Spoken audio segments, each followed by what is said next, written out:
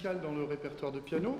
Comme j'avais dit, la première partie était plus une partie classique, avec un répertoire qui n'est pas vraiment écrit pour le piano moderne, puisque, comme je vous l'ai dit, chez Bach, le piano n'existait pas, et chez Mozart, le piano, c'est pas du tout le piano qu'on connaît aujourd'hui, c'est le piano forte, piano qui était beaucoup plus petit et qui sonnait beaucoup moins.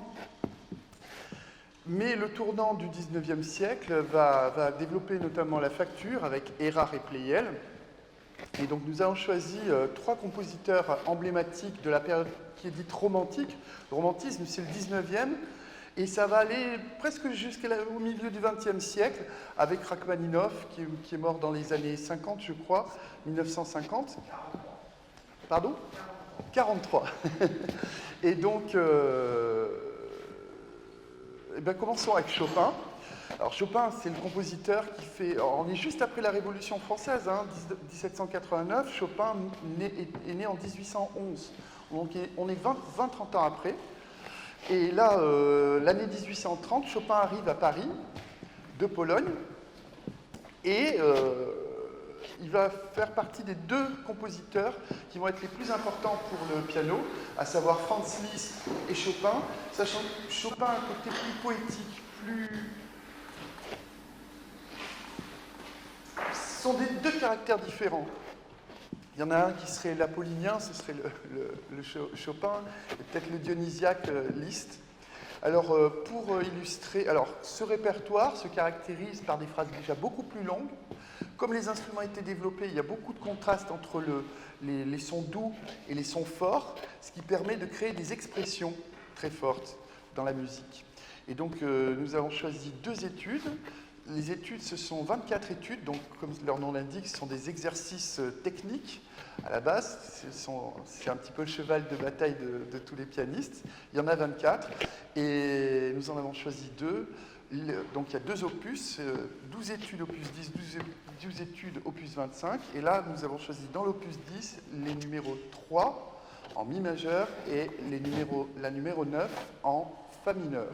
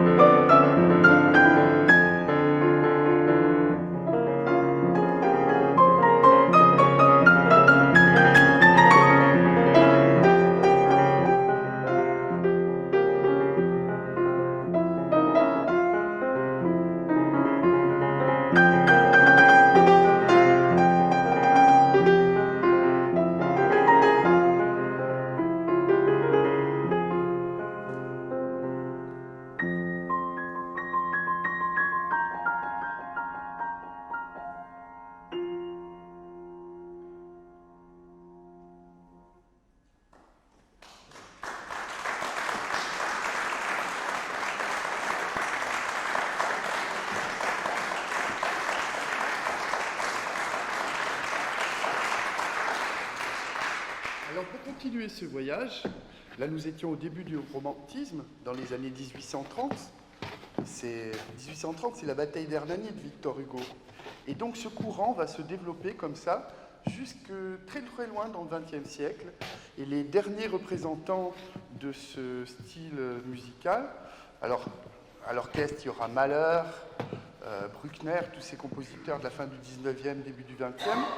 Et dans le piano, les compositeurs russes qui sont très célèbres parce que c'est un petit peu on dit les plus grands compositeurs pour le répertoire piano, à savoir Alexandre Scriabine et Sergueï Rachmaninov, qui sont des compositeurs russes.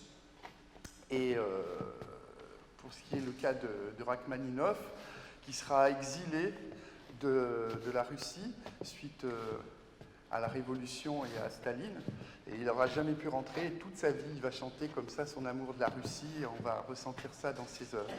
Alors j'ai choisi une œuvre de Scriabine un peu particulière, puisque c'est un morceau qui est écrit pour la main gauche seule.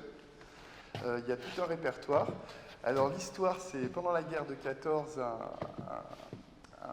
comment dire, dans ces années-là, un pianiste célèbre qui s'appelait Wittgenstein avait été blessé et avait perdu sa main droite. Et comme il connaissait beaucoup de compositeurs, il a demandé à Camille Saint-Saëns, Scriabine et d'autres de lui écrire des morceaux pour la main gauche seule. Donc ça correspond dans la vie de Scriabine à une grande période de doute où il n'allait pas bien et il a subi une paralysie de la main droite et donc il s'est mis à écrire lui pour la main gauche.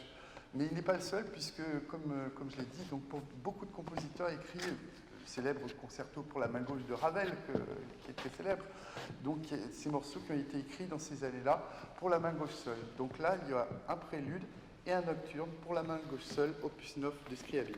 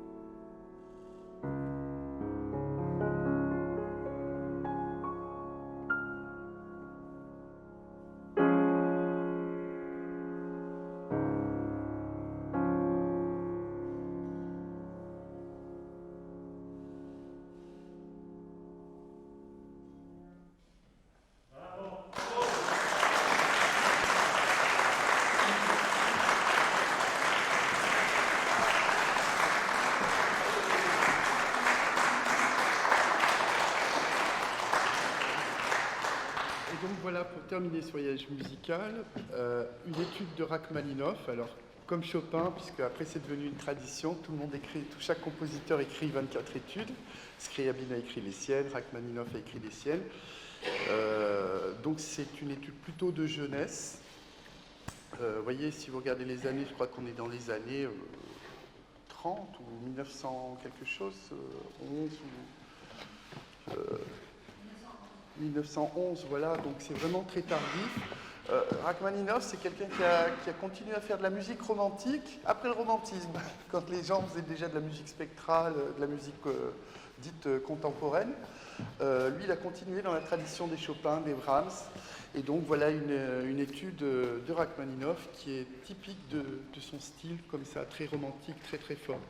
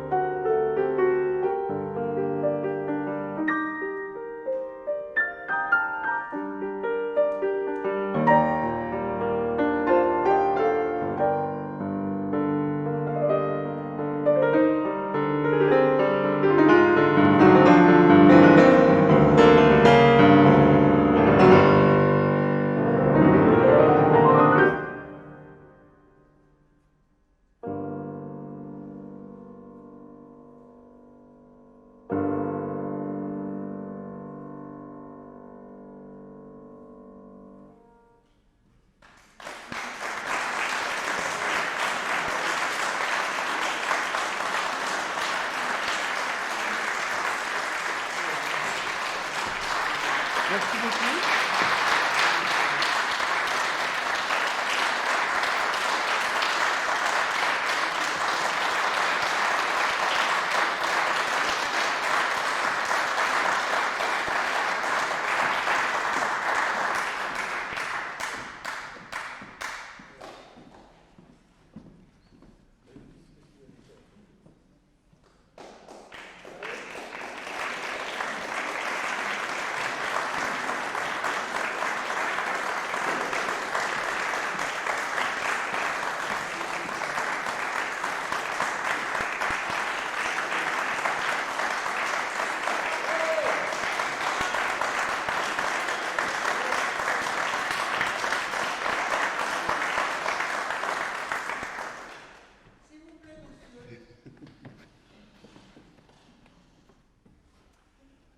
puisqu'on est dans le XXe siècle, j'ai quand même choisi un petit Français, Claude Debussy, pour finir et pour emmener justement ce voyage, peut-être dans un futur concert, vers la musique peut-être plus moderne, plus contemporaine.